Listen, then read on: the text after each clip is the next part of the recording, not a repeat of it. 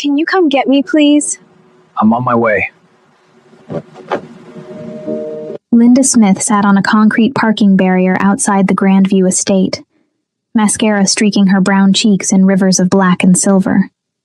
String lights glowed through the venue's floor-to-ceiling windows, and laughter, her sister's laughter, her mother's laughter, everyone's laughter but hers, echoed faintly into the humid Houston night.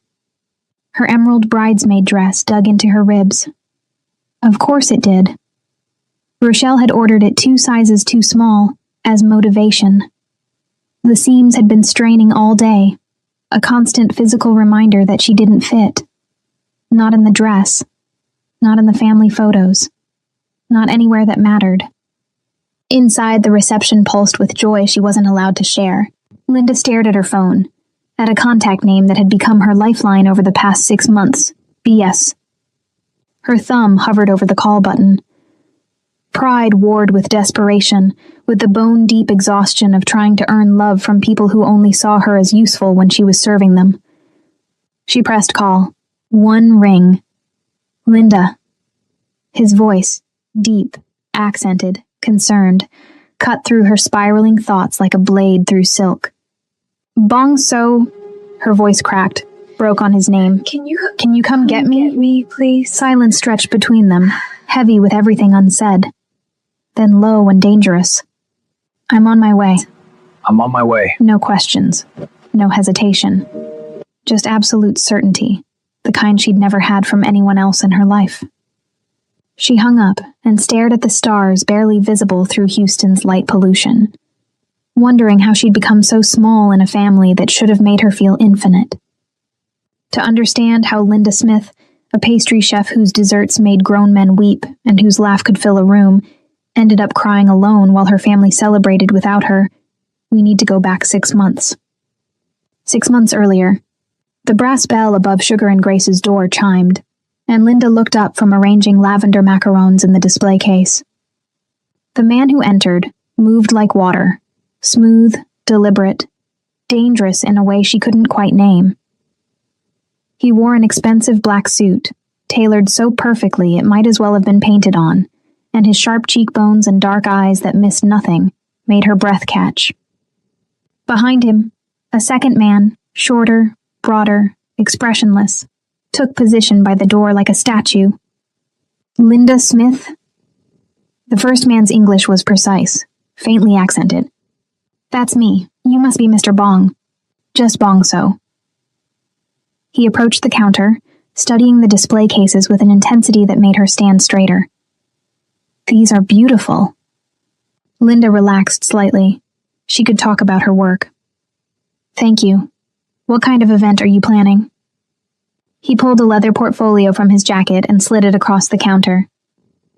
I want to see what you can do.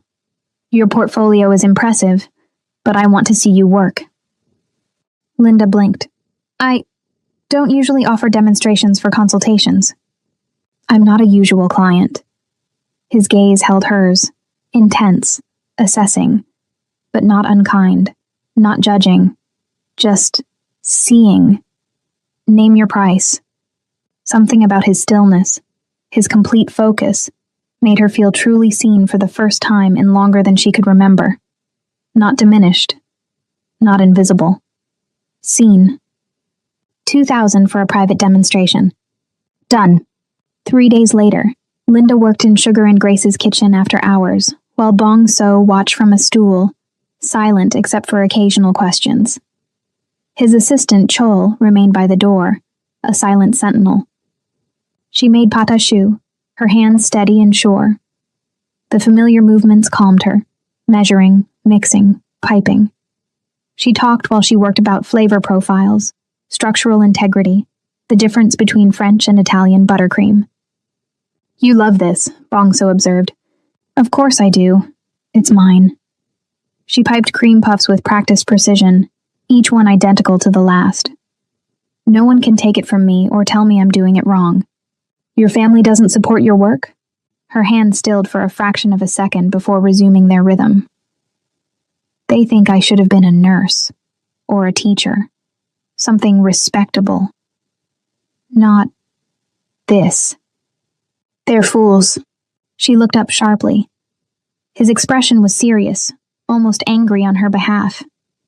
The protectiveness in his dark eyes made her chest tight. You don't know them. I know they make you doubt yourself. I can see it. He stood, approaching the counter with that predatory grace. May I? She nodded. He tasted a cream puff, and something shifted in his expression. Surprise melting into pleasure, into something deeper. This is extraordinary. He studied her face like she was art. You're extraordinary.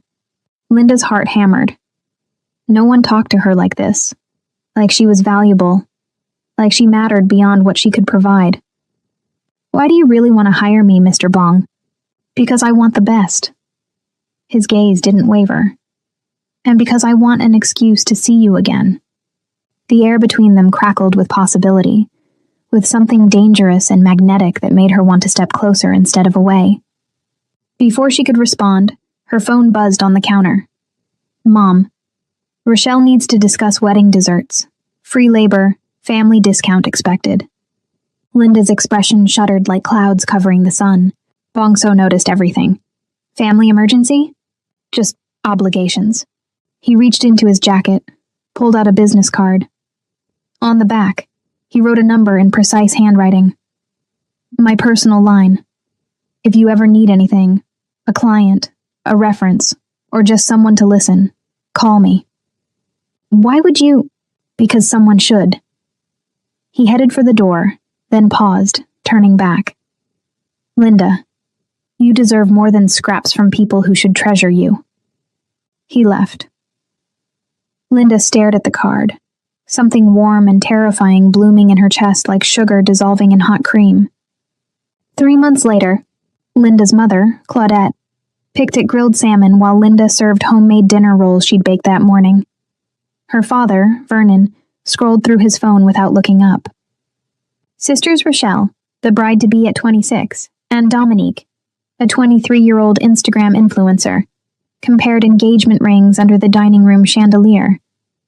Linda, we need to discuss your rent, Vernon said without looking up from his screen. My rent? Linda set down the basket of rolls. I pay $900 a month to stay in the guest room. Market rate is $1,200 now. We're raising it. Dad, I'm saving for a down payment on...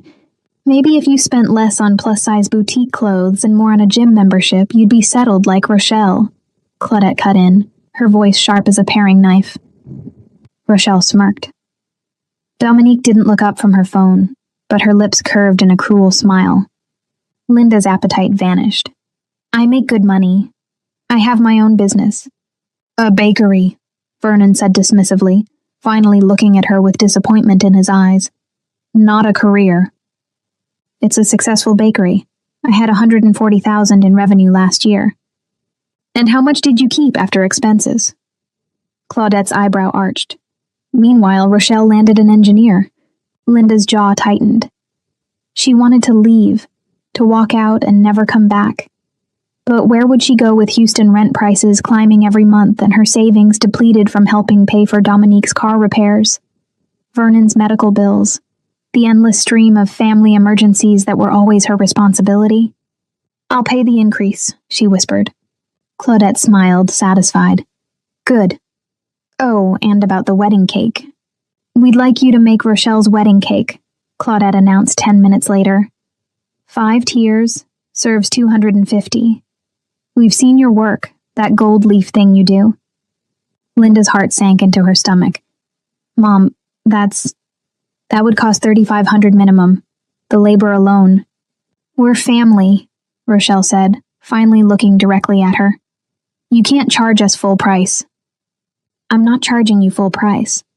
I'm charging cost of materials, my time and skill. Are you seriously trying to profit off your sister's wedding? Dominique finally joined in, eyes wide with performed shock perfect for her Instagram stories. Vernon's expression hardened. Linda, family helps family. I do help. I pay rent. I paid for Dominique's car insurance for 6 months. I covered your medications when insurance denied. This is different, Claudette interrupted. This is Rochelle's special day. You want to be the reason it's ruined? The guilt landed like a physical blow, practiced and precise after 28 years. Linda had spent her entire life trying to earn their love, trying to be good enough, small enough, quiet enough, useful enough to matter. What were you thinking for design? She asked, defeat heavy in her voice. Rochelle's smile was triumphant. I'll send you the Pinterest board. 3 weeks later, midnight. Linda sat on her bed surrounded by sketches and fabric swatches for Rochelle's cake. Her phone rang, the vibration making her jump. BS. Her heart leaped.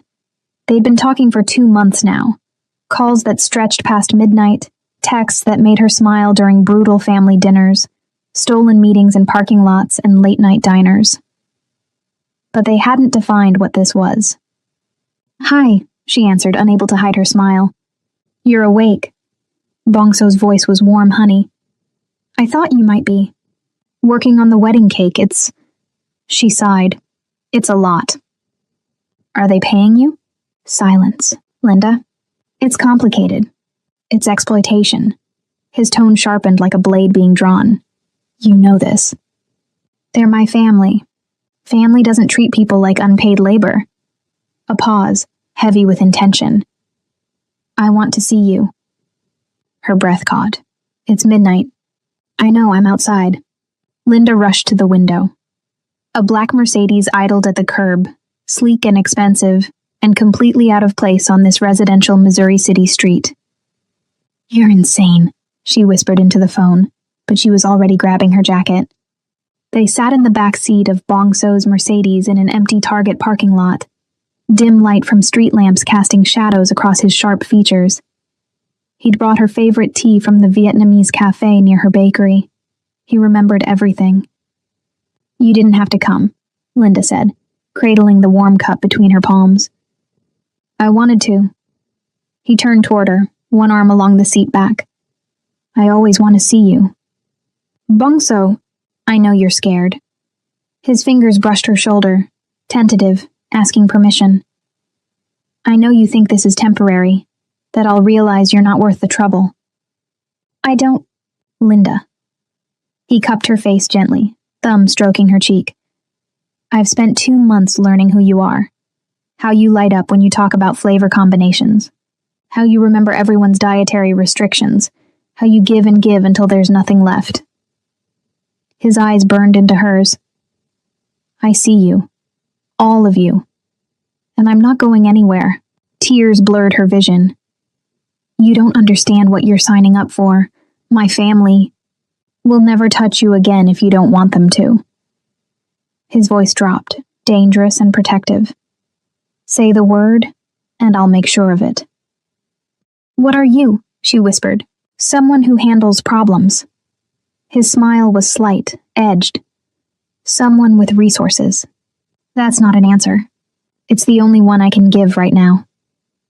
He leaned closer, his breath warm against her lips. But I can promise you this. No one will hurt you while I'm here. Do you believe me?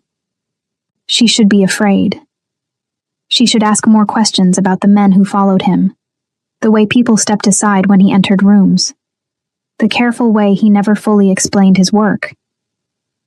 Instead, she closed the distance and kissed him, desperate and hungry and full of every emotion she'd been holding back for months. When they broke apart, he rested his forehead against hers. Stay with me tonight, just to sleep. I have guest rooms. I can't. If my parents realize... Then soon. His jaw tightened. Soon you won't have to answer to them. 3 weeks before the wedding, Linda stood on a platform in a bridal boutique while Rochelle, Dominique, and Claudette sat on a velvet sofa with champagne flutes, judging. It doesn't zip, the seamstress said apologetically, tugging at the emerald fabric. Linda, I told you to lose weight, Rochelle snapped. I'm a size 18. I've been this size for 2 years. You ordered a 14. Because I thought you'd be motivated. Dominique raised her phone, already filming. This is going on my story. When your bridesmaid can't fit the dress. Don't... Linda reached for the phone, but Dominique danced away, laughing. Claudette sighed dramatically.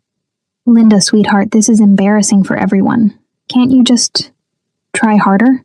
The seamstress cleared her throat. I can let out the seams, add panels.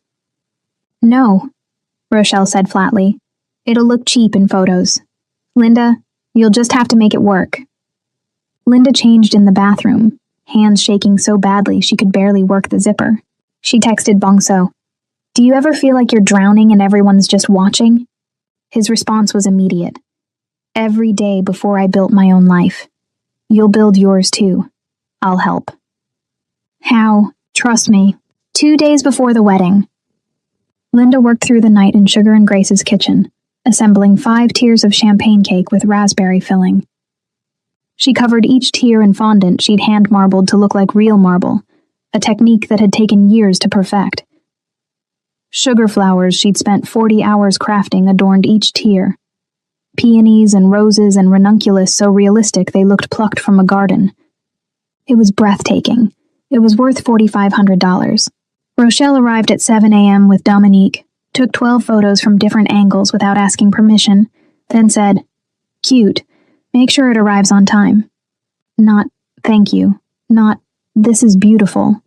Not even acknowledgement of the artistry, the hours, the love Linda had poured into creating something perfect. Just logistics. After they left, Linda sat on the kitchen floor and cried. Her phone rang. Bongso. I'm picking you up in an hour, he said without preamble. I can't. I have to deliver. Chol will handle it. I'm taking you somewhere. Where? Somewhere you can breathe. The wedding day. Linda arrived at the Grandview estate at 6 a.m. with the cake secured in her van. A coordinator directed her to the service entrance. Vendors used the side door. I'm the sister of the bride. Oh. The woman's smile didn't reach her eyes. Well, the bridal party is doing photos. You can wait in the hallway. Through the door, Linda heard laughter, popping champagne, squeals of joy. Rochelle's voice. Get a shot of all of us with the mimosas. Linda wasn't invited in. She texted Bongso. This was a mistake. I shouldn't have come. Do you want me there? Not yet. I need to see this through. I'm 10 minutes away. Call me the second you need me. During the ceremony, Linda sat in the 3rd row, not the first where family belonged. A cousin she hadn't seen in 5 years occupied the front row. Her parents sat front and center, Vernon walking Rochelle down the aisle with pride glowing on his face. Pride he'd never shown for Linda's accomplishments. During the reception entrance, the DJ's voice boomed. Parents of the bride, Vernon and Claudette Smith. Applause. Maid of honor, Dominique Smith. Cheers. And bridesmaid, Mia Jefferson. Linda wasn't announced. She'd been erased, edited out like a mistake. The coordinator shrugged when Linda asked. Sorry, hun, must have been left off the list. Vernon gave a speech about how proud he was of Rochelle. Claudette talked about watching her daughter become a beautiful woman, about how blessed they were. Dominique's maid of honor speech included 12 inside jokes and 20 photos projected on screens, none including Linda. The groom's brother mentioned Rochelle's amazing family, and gestured to the head table where Linda's seat remained conspicuously empty. Linda sat at table 14 with distant relatives and her cousins plus ones who didn't know her name. The cake was displayed prominently, spotlit, perfect. No one mentioned who made it. Linda's phone buzzed. Bongso. How are you holding up? I'm fine. Linda, I'm at table 14. They put me with strangers. Say the word.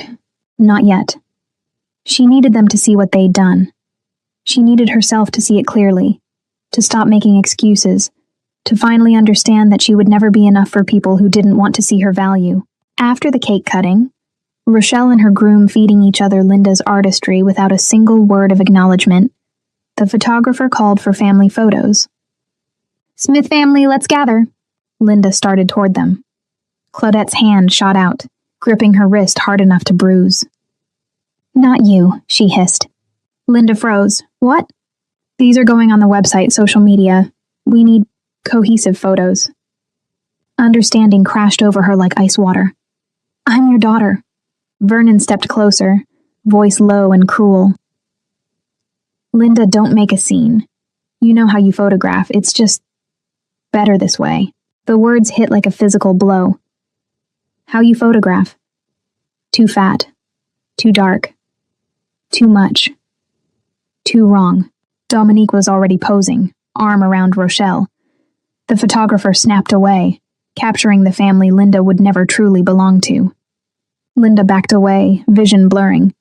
She made it outside before the sobs came, great heaving gasps that tore from her chest. She was slumped on the parking barrier when her parents found her. "There you are," Claudette said, annoyed. "We need to talk." Vernon stood with arms crossed. "We're selling the house. You have 30 days to find a new place." Linda's head snapped up. "What?"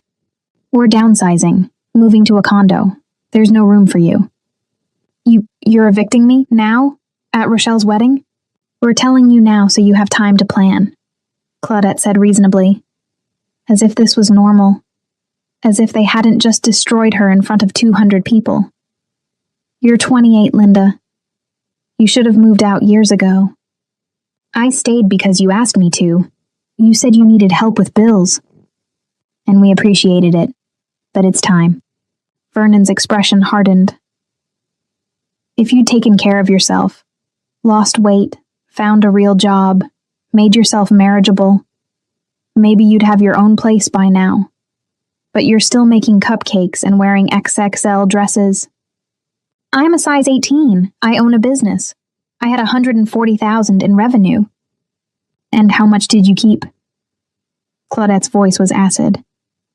"You're barely scraping by, subsidizing a hobby while we've supported you." "Supported me? I pay rent. I paid Dominique's car insurance for 6 months. I made a $4,500 cake for free." "Family doesn't charge family," Vernon said coldly.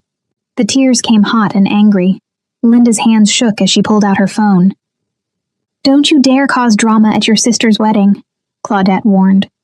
Linda scrolled to Bongso's contact, pressed call. Vernon reached for the phone. "Linda?" She dodged. "Leave me alone." "Who are you calling?" The line connected. "Linda." Bongso's voice was sharp, alert, dangerous. "What happened? Can you come get me?" Her voice broke completely. "Please, I can't, I need—" "I'm on my way. No questions. No hesitation. Just certainty. Don't move. I'll be there in 5 minutes." 3 black Mercedes sedans pulled into the Grandview Estate parking lot in formation, sleek and aggressive. Tires crunched on gravel. Car doors opened in synchronized precision. Bongso emerged from the center vehicle wearing all black, tailored slacks, a fitted shirt that cost more than Linda's monthly rent, and an expression that could cut glass. Behind him, 6 men in dark suits fanned out, moving with military precision. They were armed, shoulder holsters visible, professional and absolutely terrifying. Claudette's eyes widened. Vernon stepped back. Bongso walked straight to Linda, ignoring her parents entirely. He crouched in front of her, his hands gentle as they framed her face. "Are you hurt?" His voice was soft, but there was murder underneath. She shook her head, unable to speak past the lump in her throat. "Did they touch you?" "No, just—" Her voice broke. "Everything. They took everything." His jaw tightened. He helped her stand, one arm around her waist, supporting her weight. Then he turned to her parents. "You must be Linda's family." His English was perfect, accent barely present, tone lethally polite. "Who the hell are you?" Vernon demanded. "Bongso. I'm Linda's—" He glanced at her, and something passed between them, an entire conversation in a single look. "I'm hers." Claudette recovered first. "This is a private event, and yet you left your daughter crying in a parking lot." Bongso's smile didn't reach his eyes. Interesting priorities. Music from the reception drifted through open doors. Guests were starting to notice the commotion, gathering in the entrance with phones raised. "You need to leave," Vernon said, puffing up. "No?" Bongso's voice dropped, dangerous and absolute. "You need to listen." "What's going on?" Rochelle demanded, still in her wedding gown, Dominique and the groom trailing behind her. A dozen guests had emerged, phones already recording. "Linda, what did you do?" "She did nothing," Bongso said, not looking away from Vernon and Claudette. But you've done plenty. His men had positioned themselves strategically, blocking exits, ensuring no one interfered. One held a tablet, another a professional camera. You charged your daughter rent while exploiting her labor, Bongso continued, voice carrying across the lot with perfect clarity. You demanded a $4,500 wedding cake for free. You excluded her from family photos because of her body. You evicted her at her sister's wedding. Gasps rippled through the gathered crowd. Rochelle's face paled. That's family business, Claudette started. It's abuse, Bongso interrupted. And you did it publicly, at a wedding with 200 guests. So let's make this public too. He nodded to the man with the tablet. Post it. Post what? Vernon demanded. Everything Linda told me. Every text message where your daughters mocked her weight. Every voicemail where you criticized her career. Every receipt showing she paid your bills while you charged her market rate rent. His smile was sharp as broken glass. I believe in documentation. Dominique lunged for her phone. You can't. I already did. Bongso's tone was almost bored. It's on Instagram, Facebook, Twitter. Your influencer friends are probably seeing it right now, Dominique. You're insane, Rochelle shrieked. You're ruining my wedding. No, Bongso said quietly, dangerously. You ruined Linda's life. I'm just making sure everyone knows. He turned to Linda, voice softening. You don't owe them anything. Not explanations, not labor, not love, do you understand? Linda looked at her family, at her mother's horror, her father's rage, her sister's panic, at the guests filming on their phones, at the reality she'd spent 28 years denying finally crystallizing into truth. And she found her voice. I'm done, she said, clear and strong despite her tears. I'm done trying to earn love from people who only see me as useful when I'm serving them. I'm done shrinking myself to make you comfortable. I'm done apologizing for taking up space. Linda, Claudette reached for her. No. Linda stepped back into Bongso's solid warmth. You told me I wasn't good enough to be in family photos. You're right. I'm not good enough for this family. But that's not my failure. It's yours. She looked at Rochelle. Your cake was beautiful. I hope you enjoyed it. That's the last thing I'll ever make for you. To Dominique, delete my number. To her parents, I'll be out of the house in 3 days. You'll never have to be embarrassed by me again. Vernon's face purpled. If you leave with this man, then I leave, Linda said simply, and I'll finally be free. Bongso guided Linda toward the center Mercedes. One of his men opened the door, a soldier's precision in the gesture. Before she got in, Linda turned back one last time. Her family stood in a tight cluster, surrounded by shocked guests and glowing phone screens. Rochelle was crying angry tears. Claudette looked devastated. Not because she'd hurt Linda, but because she'd been exposed. Vernon was already arguing with someone, trying to do damage control. They looked small, powerless, human. For the first time in Linda's life, she didn't feel sorry for them. Ready? Bongso asked softly. She nodded. The car was luxury incarnate. Leather seats, ambient lighting, complete silence once the door closed. The world outside became muffled, distant, irrelevant. Bongso didn't speak. He took her hand, thumb stroking circles on her palm, and let her process. As they pulled away from the Grandview estate, Linda watched her family shrink in the rearview mirror until they disappeared entirely. Where are we going? She finally asked. My place, unless you want to go somewhere else. No. She squeezed his hand. Your place is perfect. He lifted her hand to his lips, kissed her knuckles. You were so brave. I was terrified. Bravery isn't the absence of fear. It's acting despite it. He met her eyes. You're free now, Linda. No more conditional love. No more earning what should have been freely given. The tears came again, but different this time. Cleaner. Releasing decades of toxic weight. Thank you, she whispered. Always, he promised. I'll always come get you.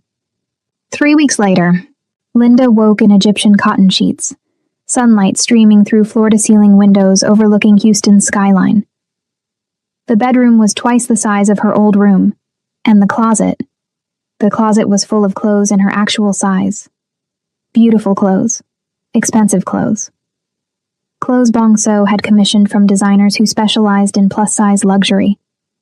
She padded to the kitchen in silk pajamas and found Bong So making coffee, shirtless, dangerous tattoos visible across his shoulders and back.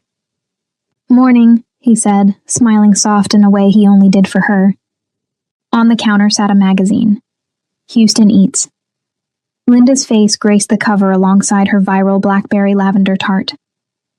The headline read, "Sugar and Grace, the pastry chef breaking barriers and building an empire."